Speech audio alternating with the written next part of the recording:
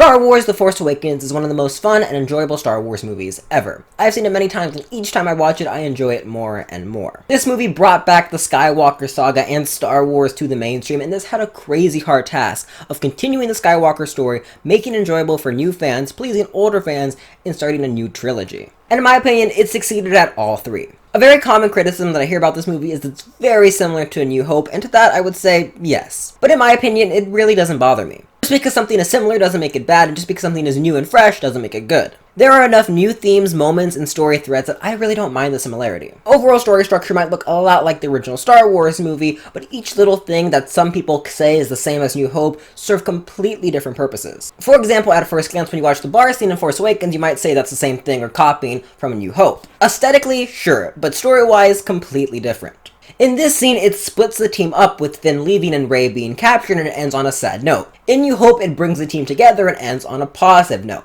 They might have the same aesthetics, but they achieve different things in the story. And that's just one of many examples. While it might feel and look similar, which I don't think is an inherently bad thing, they achieve different things in the overall story. And the reason I really don't have a problem with this movie being very similar to A New Hope is because this movie's job was to keep it simple. Like I said, it had to continue the Skywalker story, make it enjoyable for new fans, please older fans, and start a new trilogy. This movie cannot be a brand new epic story with crazy new adventures that older fans or more passionate fans would love. It has to appeal the masses first, and The Last Jedi could do something a little bit different. Let's talk about all the things I like. First off, I think Harrison Ford gave his best Han Solo performance ever in this movie. This movie gives some much needed character depth to Han Solo. In this movie, we see him as a bit of a damaged man. He's far more humble, wise than he was at the end of episode 6. And I absolutely love this line that he says to Rey and Finn. It's true. All of it. The Force, the Jedi. It's all true. In this movie, he is the old mentor. He is the Obi-Wan of this generation. He kind of did a full circle. He is the very thing that he criticized in A New Hope. And I love the fact that Kylo Ren is his son. Like I said, it gives him more depth, and it makes his final moments even sadder.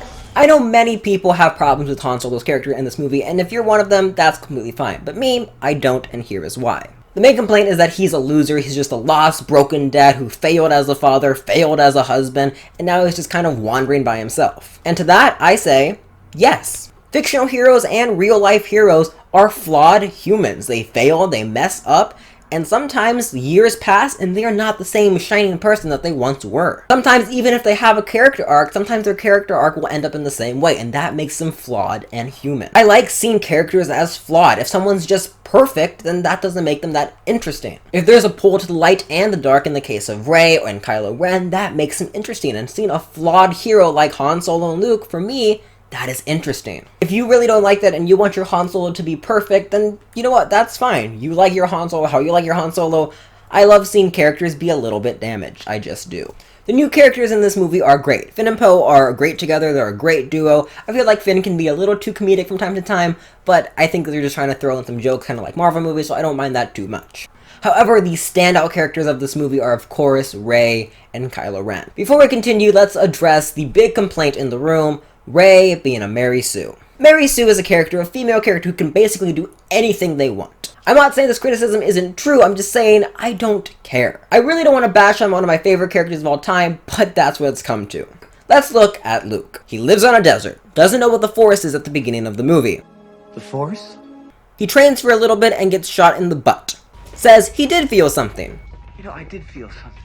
I could almost see the remote. Let's go. He takes down trained Imperial fighters in a ship he has never used the gun for. He is able to survive many TIE fighters and hit an impossible 1 in a million shot destroying a planet killer. Great shot, kid. That was 1 in a million. That is a Mary Sue, or a John Sue, whatever you want to call it. That is an overpowered character with very little development in the span of 2 hours. Now let's look at Anakin. Just in The Phantom Menace alone, he is basically Space Jesus, born without a father. He can fly in a crazy dangerous race and takes down the Trade Federation army at the age of 9. That is all in The Phantom Menace alone. Once again, that is an overpowered character. Every character in Star Wars is overpowered and has crazy luck to some degree, because guess what? It's a fantasy movie about lightsabers and walking carpets. Again, all these criticisms that I'm making and you're making about overpowered characters are true. They're 100% true.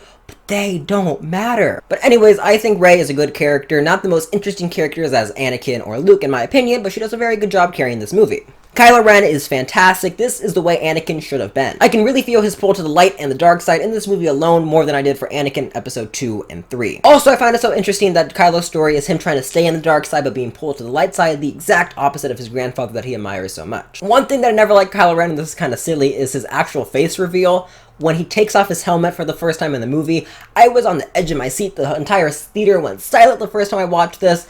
And then I heard laughing, because look at this scene. He is like perfectly taken care of skin. His hair is like perfectly puffed up. It just looks ridiculous. I know it's a silly complaint, but that moment just never worked for me. I would say by far my favorite scene in this movie is the lightsaber battle right after Han Solo died. Like I said, Kylo's whole story is him trying to stay in the dark, but being constantly pulled to light, so I just love how he hits on his wound in the forest, just kind of fire himself up. It just shows that he's not always there, he's not always angry, so he has to make himself angry. I just love that little detail. And this is a nitpick, but there was no way that Finn could have survived at all fighting Kylo Ren, but they needed to keep him alive. But one of my absolute favorite moments in the entire Star Wars saga is this one right here. The look on their face is too perfect, and the actual fight is phenomenal. I love the forest environment, and the clashing of lights between blue and red is just so perfect. In summary, for me, The Force Awakens is a fun, entertaining Star Wars movie. I feel like it does a great job of starting a new trilogy, honoring old stuff, and overall just being a fun and enjoyable movie. For me, The Force Awakens is one of the best Star Wars movies ever made, and The Force Awakens gets an A+. Thank you so much for watching this video. We are so close to the Rise of Skywalker, so I'm going to try to get my Last Jedi review up as soon as possible. If you enjoyed this video, please consider subscribing, and I will see you in the next video. May the Force be with you.